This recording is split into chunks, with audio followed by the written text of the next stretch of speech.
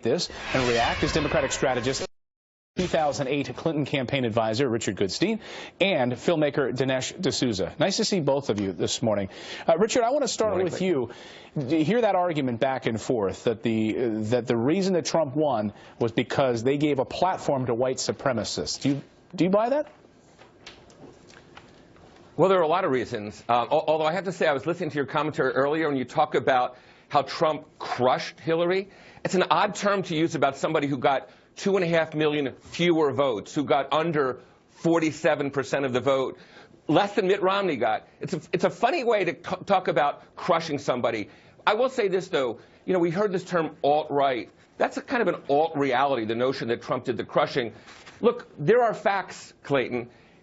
Trump tapped into the birther movement. He talked about Muslims and Mexicans.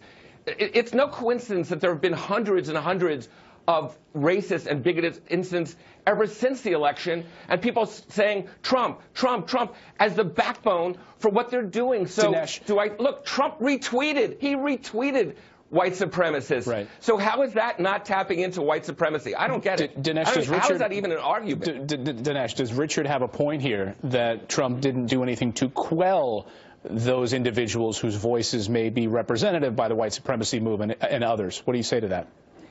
Well, this kind of white supremacy allegation is part of the modern Democratic playbook. I remember in 1980, people dragged out 5 toothless white supremacists and said to Reagan, you know, you're catering to white supremacy. You can look at these guys, they've endorsed you. And Reagan said, well, you notice that they may have endorsed me, but I haven't endorsed them.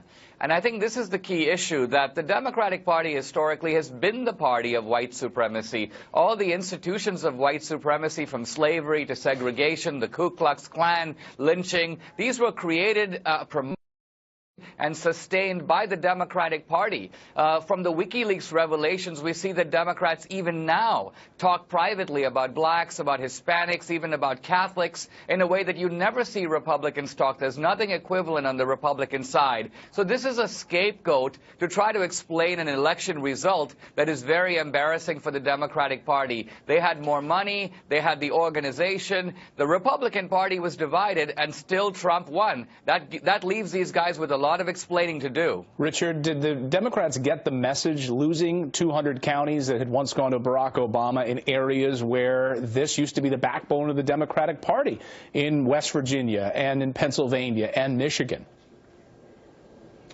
First of all, I have to say to Dinesh, you know, these incidents, these hundreds of incidents around the country where people are saying build the wall against Hispanic basketball players at a high school. That's not something that Democrats are making up. This is reality. I'm sorry.